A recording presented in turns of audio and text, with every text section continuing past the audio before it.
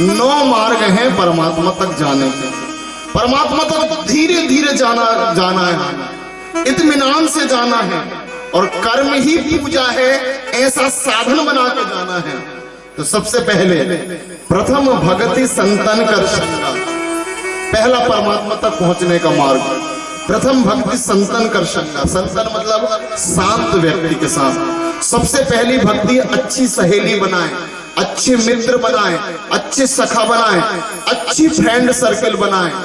जिसके साथ आप बैठ रहे हैं ना, उठ रहे हैं ना, उसके साथ बहुत सोच समझ के बैठे, क्योंकि अच्छा साथ ईश्वर से जोड़ता है, अच्छे कर्म करवाता है।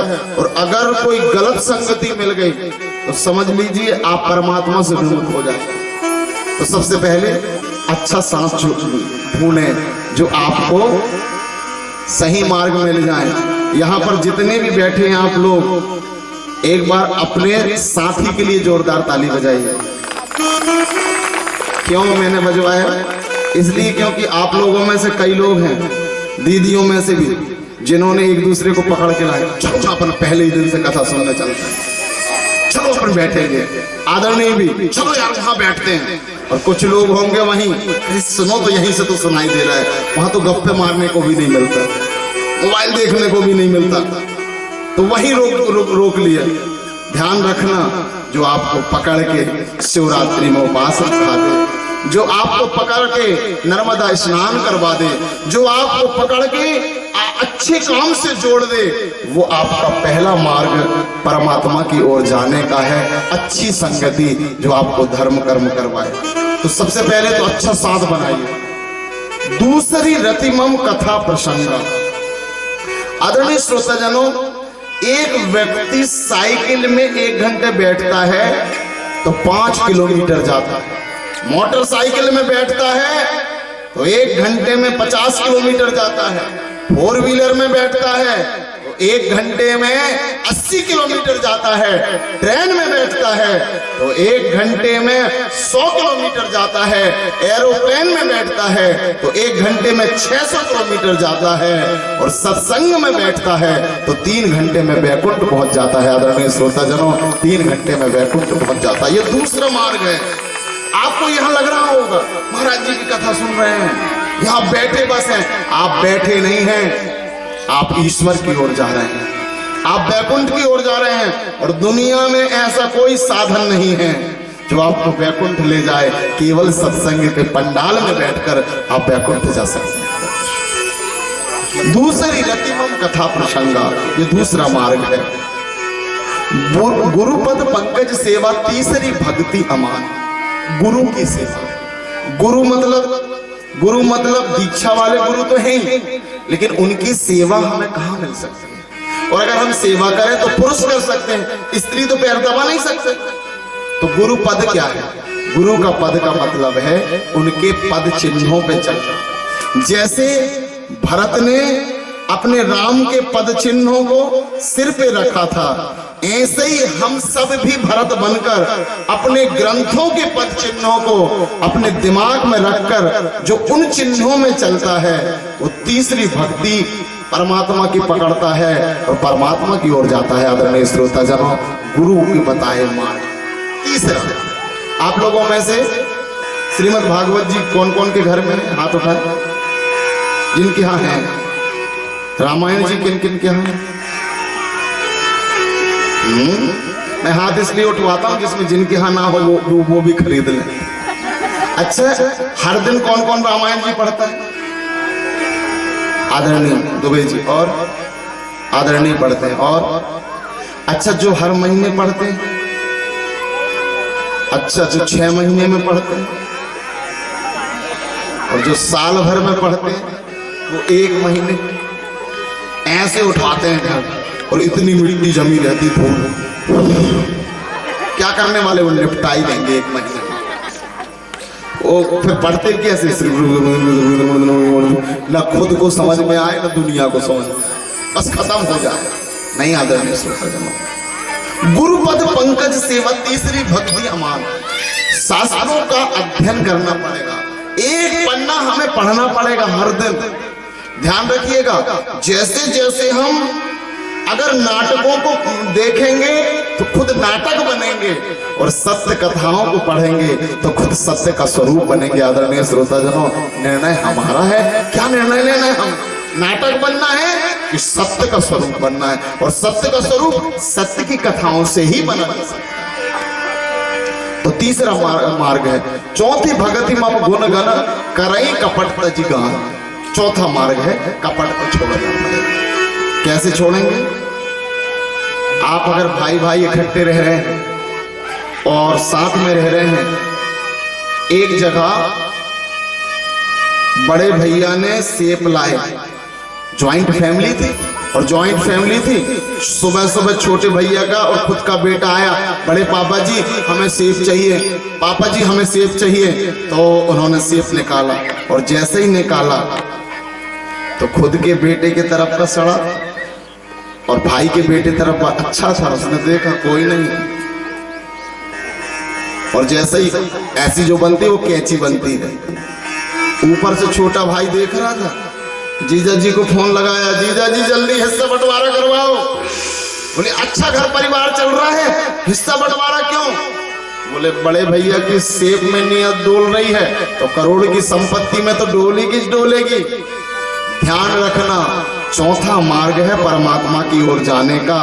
अपनों को भी प्रेम करो और अपने परिवार को भी जो प्रेम करता है, सब में मिलके बांट के जो खाता है, वो परमात्मा की ओर चौथा मार्ग पकड़ लेता है, और बिना कुछ किए ही वो परमात्मा तक पहुंच जाता है। आदरणीय श्रोताजनों, वो परमात्मा तक पहुंच जाता है। जोर से बजाइए, ये मार्गों का समर्थन है।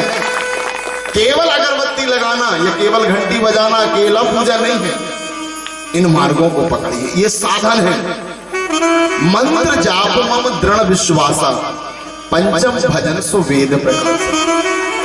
कलयुग केवल नाम आधारा, और सुमरि सुमरि नर उतरहि पारा। आप लोगों में से कौन कौन जो हरे राम हरे कृष्ण या ओम नमः शिवाय नमः, ओम नमो भगवते वासुदेवाय नमः कहते हैं? हाँ, वेरी गुड।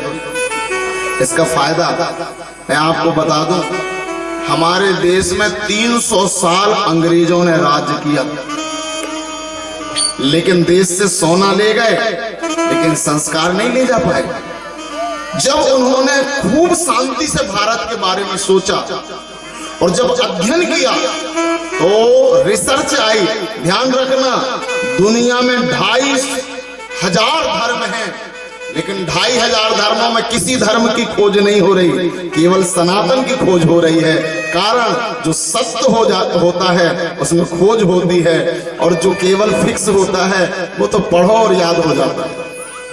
तो जब अंग्रेजों ने खोज करी और अंग्रेजों ने पाया कि इस दुनिया में कोई सत्य है तो केवल ईश्वर का नाम है।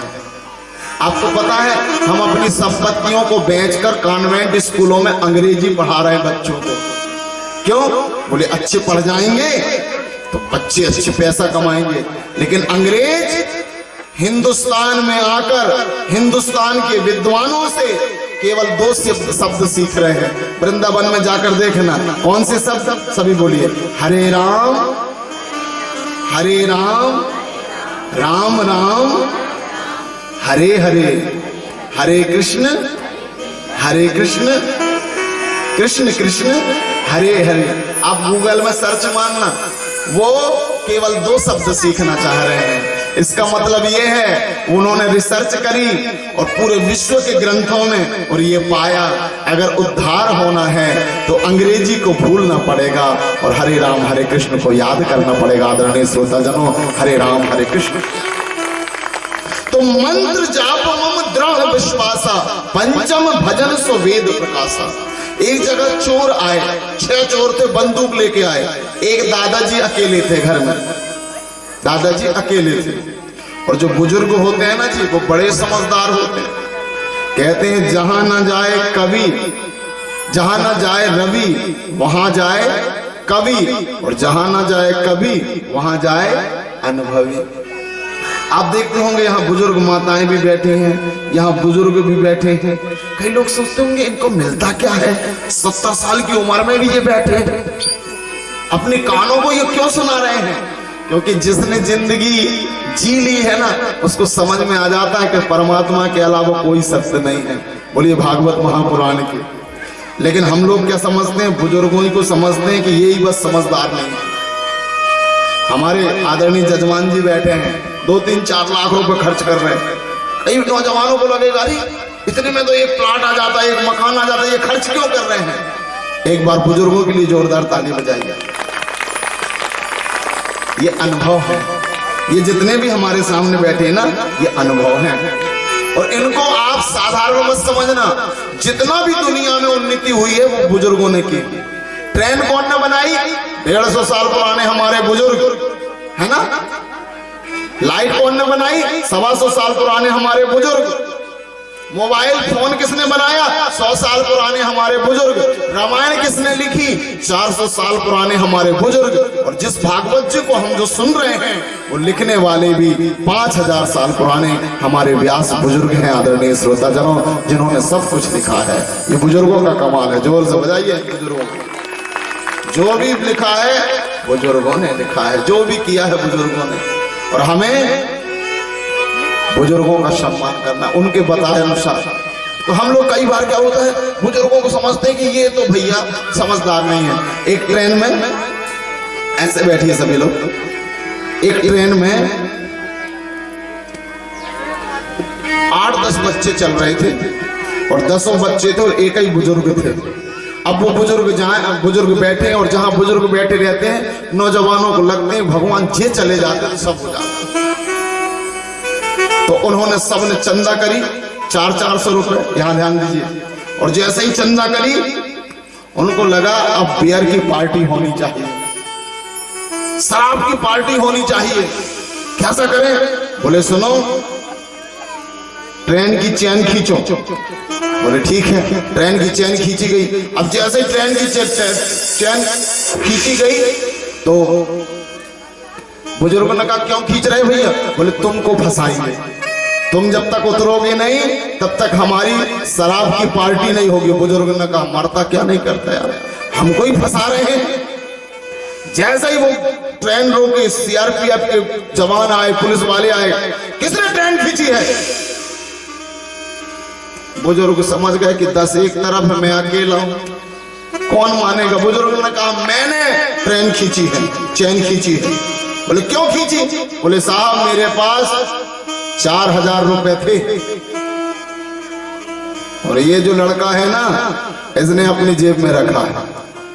तो पार्टी के लिए 400-400 चंदा करके उनने रखे थे। जैसे ही उनने जेब में हाथ रख डाल के देखा तो गिने, बोले हाँ 4000 तो है।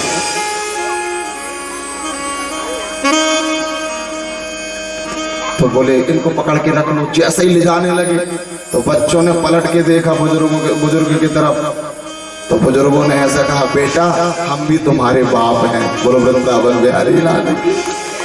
बुजुर्ग तो अनुभव बहुत काम करता है। पांचवा मार्ग है जाप का। जैसे ही चोर आए, बुजुर्ग घर में हैं, उन्होंने ऐसे करके कंकड़ मारा। जैसे ही कंकड़ मारा तो बुजुर्ग ने देखा लगता है चोर आ गए, अकेला हूं, चोरी हो जाएगी। तो उन्होंने पैसे ही आवाज लगाई, घर में कोई नहीं है। ए रामेश्वर देखना कोई आया है। चोरों ने कहा दादाजी भी और रामेश्वर भी, 2 आदमी हैं। फिर थोड़ी देर बाद रामेश्वर कहाँ गया, धनेश्वर तुम देखना, नंदू तुम देखना, सुरेश तुम देखना। ऐसे 20-25 नाम ले लिए। और जैसे ही 20-25 नाम लिए तो नकली नाम सुन के असली चोर भग गए। आदरणीय श्रोताजनों, जब नकली नाम से असली चोर भग गए, जब हम हरे राम हरे कृष्ण कहेंगे तो काम क्रोध लोभ मोह अहंकार आलस्य वाले नकली चोर असली नाम से भागी जाएंगे। पंचम भजन सुवेद प्रकाशा। जोर से बजाइए। 5वां, आप सुबह शाम, मैं एक निवेदन करूं, जब भी समय मिले ना तो कई लोग ना नींद लाने के लिए क्या करते हैं मालूम है, मोबाइल चालू कर लेंगे, जब तक नींद नहीं आएगी तो उसको कान में लगा लेंगे, कुछ गाना सुनते हैं, कोई टीवी चालू कर लेते हैं। जब तक आवाज में बोर नहीं हो जाएंगे तो हम टीवी देखते हैं। लेकिन मैं निवेदन करूं, आपकी अगर नींद ना लगे, जब आपको खाली समय मिले तो 5वां मार्ग है परमात्मा तक जाने का। बोलिए हरे राम हरे राम हरे राम हरे राम राम राम हरे हरे, हरे कृष्ण कृष्ण कृष्ण हरे हरे। ध्यान रखिएगा आदरणीय श्रोताजनों। ओम नमः शिवाय नमः, ओम नमो भगवते वासुदेवाय नमः, ये मंत्र है, ये बीज है। और जैसे ही हम इनका जाप करते हैं तो पांचवा मार्ग हमारे परमात्मा की ओर खुल जाता है। छठदम सील विरति बहुकर्मा, निरत निरंतर सज्जन धर्म। सज्जन बनने की तैयारी। कैसे बनना है? सज्जन भी बनने के लिए दिखावा। कहते हैं डेकोरेशन के बिना अच्छा नहीं लगता। यहां बताओ, टेंट नहीं लगता तो अच्छा लगता क्या? टेंट नहीं लगता तो अच्छा लगता क्या? आप लोगों में से कौन कौन है जिनके गले में तुलसी की माला है? एक और दो तीन। रुद्राक्ष की माला है? एक दो तीन। टीका लगाए हैं। लोग मुसलमानों के लिए बड़ी तारीफ करते हैं, वो पगड़ी पहने, वो क्या कहते हैं, टोपी लगाए रहते हैं, यहाँ से मूछ मुड़वाए रहते हैं, दाढ़ी बढ़ाए रहते हैं। ये सब क्या है? डेकोरेशन है। वो जब डेकोरेशन करते हैं तो हम समझते हैं ये मुसलमान हैं। ध्यान रखना, छठवां मार्ग है डेकोरेशन करना, परमात्मा के लिए डेकोरेशन करना। लोग तो कहते थे मन चंगा, तो ये भी कोई ने बताया, कोई मिल जाता ना तो मैं कहता कैसा चंगा है। कुछ चीजें ऐसी बना दी गई हैं जिससे धर्म हो ही ना पाए। बोले मन चंगा तो कठौती में गंगा। नहीं जी, टीका भी जरूरी है। ध्यान रखना, हमारी दीदियां मंगलसूत्र पहनती, हमारी दीदियां टिकली लगाती हैं, चूड़ी पहनती हैं, मांग भरती हैं। ये क्या है? ये वह श्रृंगार है जिससे पता चलता है कि हमारा पति, जिसकी हम पतिव्रता हैं। ऐसे जब हम टीका लगाते हैं, माला पहनते हैं, तो ये पता चलता है कि त्रिलोकपति हमारा पति है और हम उसकी आत्मा है। आदरणीय श्रोताजनों, हम उसकी आत्मा है। इसलिए छठवां मार्ग है, हमें टीका लगाना चाहिए, हमें माला पहनना चाहिए, रुद्राक्ष की माला। और कभी कभी अपने घर में घंटी भी बजाया करो, हवन पूजन भी करा करो। ध्यान रखना, जब हम हवन पूजन करते हैं ना तो याद किए जाते हैं। कभी आपने सुना है कि कोई याद करे कि हमारे पूर्वजों ने खूब संपत्ति बनाई, कितने भी बना लेना, लेकिन लोग कहेंगे कुछ नहीं बनाए। लेकिन अगर हर साल पूजन होगी तो हमें याद किए जाएंगे कि हर साल पूजन करते थे, घंटी बजती थी, घर में आरती होती थी। छठवां मार्ग है, छठ दमशील विरति बहुकर्मा, निरत निरंतर सज्जन धर्म। सातम सब मोहि मैं जग देखा, मोते संत अधिक कर लेखा। 5-6 मिनट की कथा और है, ऐसे सीधी कमर कर। सातवां मार्ग परमात्मा तक पहुंचने का, सब में ईश्वर देखना। हमारे कितने वर्ण हैं? सभी बोलेंगे 4। कितने वर्ण हैं? कौन कौन से हैं जी? पहला ब्राह्मण। पहला कौन सा? ब्राह्मण। दूसरा क्षत्रिय, तीसरा वैश्य और चौथा शूद्र। ये 4 ब्राह्मण नहीं है, 4 वर्ण नहीं है, 4 दृष्टि। परमात्मा तक पहुंचने का 7वां मार्ग है। आपको पता है शूद्र कौन है? कई लोग जब किसी से मिलते हैं ना तो शरीर पे कमेंट करते हैं। अगर कोई मोटा हो गया है ना तो जैसे ही मिलेंगे, क्यों तुम बड़े मोटे से हो गए, तुम बड़े पतले से हो गए, तुम बड़े काले से हो गए, तुम्हारे बाल कहां चले गए, तुम्हारे दांत कहां चले गए। जो मिलते ही से किसी के चमड़ा देखे वो शूद्र। मिलते ही से उनको शरीर ही में ध्यान जाएगा। जो मिलते ही से सब में चमड़ा देखे वो शूद्र। कई लोगों की आदत होती है, मिलेंगे तो मन ही को देखेंगे, अगर तुमने नहीं बोले तो हम मिलेंगे, फूले ही से रहेंगे। जो मिलते ही से मन मिलाते रहे वो कौन है? वैसे हैं। जो मिलते ही से सब में चमड़ा देखे वो शूद्र। जो मिलते ही से सब में मन देखें वो वैश्य। जो मिलते ही से सब में आत्मा देखें वो क्षत्रिय। और जो मिलते ही से सब में परमात्मा देखें वो ब्राह्मण है। आदरणीय श्रोताजनों, वो ब्राह्मण है। सिया राम मैं सब जग जानी करहूं प्रणाम, जोर जोग पान। तुम में भी परमात्मा, हम में भी परमात्मा। दीदी सीताराम, भैया जय सियाराम, भैया राधे राधे, मिलते ही से जो ईश्वर को याद कर ले वो सातवां मार्ग है परमात्मा। आठवां जथा लाभ संतोषा, आठवां मार्ग है संतोष मार्ग। संतोष कहते हैं अजधन गजधन वाजधन और रतन धन खान, और जब आए संतोष धन सब धन धूरी समान। दुर्गा सप्तशती में कहा गया है कि या देवी सर्वभूतेषु तुष्टि रूपेण संस्थिता नमस्तस्यै नमस्तस्यै नमस्तस्यै। संतुष्टि आदरणीय श्रोताजनों, कईयों को कितना ही मिल जाए, उनसे जब भी पूछो तो वो कहेंगे बस ये कमी और है। संतोष निवेदन है, जितना मिला है ना उसमें जब हम संतोष होते हैं ना तो और मिलते जाता है। आठवां मार्ग। नवम सरल सब संचलहीना मम भरोसे ये हरस नदी। सरलता ये आखिरी मार्ग है परमात्मा तक पहुंचने का, सरलता। ऐसे बैठिए सभी, लेट तो नहीं हो रहे हैं ना? 5 मिनट और सुना देना, हम 5 मिनट कर करके 5:15 बजाई लिए। 3 घंटे हो गए, पता चला। आज पहला दिन है, धीरे धीरे अब 6 दिन और बचे। 9वां मार्ग पकड़ना है परमात्मा का सरलता। आपको पता है सरलता। एक संत जी थे, एक हाईवे में जाके यहां से बैठ गए। जैसे ही बैठे तो हाईवे जाम होने लगा, तो एक पुलिस वाला आया, हवलदार, उसने संत जी को गालियां दिया और 4 मिनट मारा। उठता क्यों नहीं? संत जी का एक ही तकिया कलाम है, जब ही तो उठते नहीं है। हाईवे जाम होते जा रहा है। एक आया सब इंस्पेक्टर 2 फूल वाला, उसने मारा नहीं, ऐसे आंख दिखाया, उठ रहा है कि नहीं? नहीं तो देखो।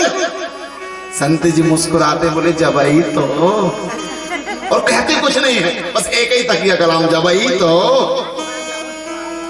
टीआई आया, उसने गाली भी नहीं दिया, आंख से ऐसे करो, उठ रहा है कि नहीं? संत जी कहते हैं जब ही तो। हाईवे बढ़ते जा रहा है, लेकिन ये संत जी उठ नहीं रहे। कलेक्टर साहब को फोन लगाए, कलेक्टर साहब जल्दी आइए, हाईवे जाम हो रहा है, एक संत और उसके समर्थक बैठे हैं। कलेक्टर साहब ने कहा कुछ कहता है कि नहीं? बोले एक ही चीज कह रहा है, 3 दिन हो गए। क्या? जब ही तो। बोले उठता नहीं? बोले कलेक्टर साहब ने कहा मैं आता हूं। कलेक्टर साहब ने एक मिठाई का डिब्बा लिए, एक नारियल लिए, फूल की माला लिए, और दूर 1 किलोमीटर दूर गाड़ी खड़ी करी, जूता मोजा उतारे और गए। सबसे पहले साष्टांग प्रणाम किया। संत जी आप बता देते कि यहाँ बैठना है तो हम बाजू से हाईवे बना देते। ये नारियल लीजिए, श्रीफल लीजिए, माला पहनिए और प्रभु उठ जाइए। संत जी उठ गए और बाजू में सड़क में जाके कहते हैं जब आई तो। वो 3 हैरान है, बोले यार ये 4 दिन से एक ही चीज कह रहा है, जब आई तो। क्यों कहते पूछो तो, हमको भी यही कहे, आपको भी यही कहे। तो कलेक्टर साहब ने कहा आपने हमको भी जब ही तो कहा और इनको भी।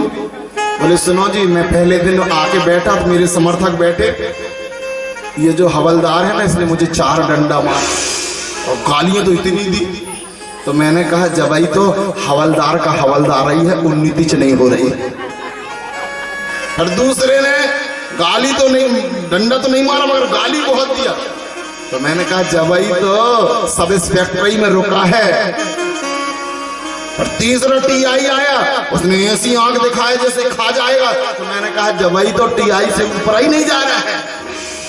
और आप आए, माला पहनाया, सम्मान दिया, सबके सामने प्रणाम किया। तो मैं उठ के बाजू में खड़ा होकर कहा जब ही तो जिला का मालिक कलेक्टर बन के बैठा है, कलेक्टर बन के बैठा। जो जितना झुकेगा, जो जितना विनम्र रहेगा, उतना ही परमात्मा की ओर जाएगा। 9वां मार्ग है परमात्मा की ओर जाने का, सरलता। आदरणीय सरल बनिए, विनम्र बनिए। अहंकारी व्यक्ति के अहंकार तोड़ने के लिए पूरे विश्व की शक्ति लगती है। अपने भी लगते हैं, पराये भी लगते हैं, जानने वाले भी लगते हैं, अनजानने वाले भी, कि इसका घमंड कैसे टूटे। लेकिन जो सरल व्यक्ति होता है ना, उसकी इज्जत बचाने के लिए परमात्मा तक लग जाते हैं। आदरणीय श्रोताजनों, परमात्मा तक लग जाते कि इसकी इज्जत खराब नहीं होनी चाहिए। 9वां मार्ग है सरलता। ये 9 मार्ग हैं। जैसे जैसे हम ईश्वर की ओर जाते हैं, ये मार्ग को पकड़ के हम ईश्वर तक पहुंच जाते हैं।